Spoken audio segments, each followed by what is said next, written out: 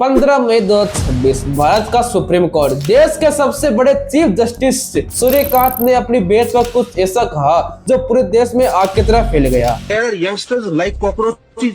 They don't get any employment. They don't have any place in profession. Some of them become media. Some of them become social media. Some of them become RTI activists. Some of them become another activists, and they start attacking everyone. And you people file contempt petition because High Court is not taking up the matter of as if there are already parasites in society. You attack you people. You attack the system, and you want to join hands with them. एक clip, एक चिंगारी और 24 घंटे बाद cockroach जनता party का जन्म हो गया। 1 crore 60 lakh Instagram followers, 3,50,000 sign ups. सिर्फ 78 घंटों में बीजेपी का आधिकारिक अकाउंट पीछे रह गया। सुनने में बहुत अच्छा लगता है ना, बहुत प्रेरणादायक, बहुत परफेक्ट है। लेकिन आज हम वो सवाल पूछेंगे जो कोई नहीं पूछ रहा। क्या यह सचमुच युवाओं की क्रांति है या किसी की सोची समझी चाल?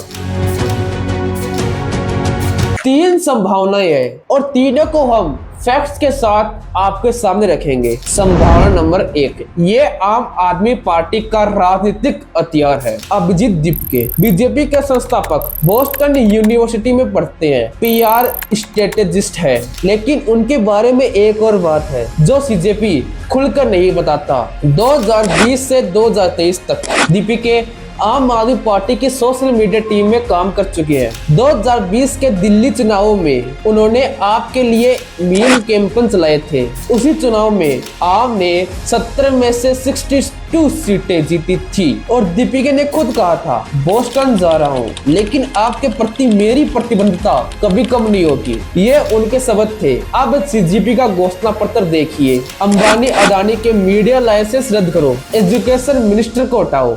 एक भी मांग ऐसी नहीं है जो सत्ताधारी पार्टी के खिलाफ ना हो। और विपक्षी नेता बहुला मोइत्रा, कृति आजाद, अखिलेश यादव सबने सीजीपी को समर्थन दिया। इतनी जल्दी, इतनी आसानी से सवाल उठता है, क्या ये सिर्फ इत्तेफाक था? संभावना नंबर 2, ये बीजेपी या सरकार का ध्यान भटकाने वाला खेल था। नीट यूजी 2026 रद्द हो गया। 22,79,000 छात्रों के सपने टूट गए। एक छात्र की जान चली गई। पूरी विपक्षी राजनीति बीजेपी को घेरने की तैयारी कर रही थी और ठीक उसी समय सीजे ने कॉकरोच कहा और पूरा नैरेटिव बदल गया। नीट से सीजीपी पर, शिक्षा मंत्री की जवाबदेही से मीम्स पर, असली मुद्दों से वायरल व्यंग्यों पर। क्या यह सिर्फ सहयोग था या सोची समझी साजिश? और फिर जब सीजीपी सोशल मीडिया पर बीजेपी से बड़ी हो गई तब सरकार ने उसका ट्विटर अकाउंट बंद करवा दिया।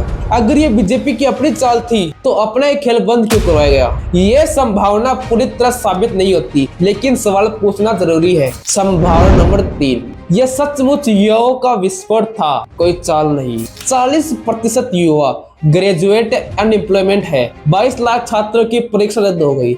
एक जज ने उन्हें कॉकरोच कहा और एक परेशान युवक ने एक ट्वीट कर दिया। बस, न कोई वॉर रूम, न कोई फंडिंग, न कोई मास्टर प्लान, सिर्फ दर्द था, सच्चा दर्द। तो सच क्या है हम आपको जवाब नहीं देंगे क्योंकि एक अच्छा इन्वेस्टिगेटिव चैनल ऐसा नहीं करता। हम सिर्फ फैक्ट्स रखते हैं, फैसला आप कीजिए। दीपिका का आपसे जुड़ा अतीत सच है या झूठ? सीजीपी का बीजेपी विरोध घोषणा पत्र सच। सरकार द्वारा ट्विटर बंद करवाना सच। 40% युवा बेरोजगारी सच। 22 लाख छात्रों के सपने टूटे सच। और ये भी सच है कि चाहे कोई भी चाल चल रहा हो, एक पीढ़ी का दर्द असली है। नीट का जवाब कब मिलेगा? बेरोजगारी का हल कब आएगा? और उन सवालों का कोई वायरल मीम नहीं बना। और शायद यही सबसे बड़ी चाल है। मैं दर्शक विदा लेता हूँ आपसे और फिर मिलूंगा एक ऐसी ही नई बेधड़क सच्चाई के साथ। तब तक के लिए हमारे चैनल को सब्सक्राइब कर ले। जय हिंद, जय भारत।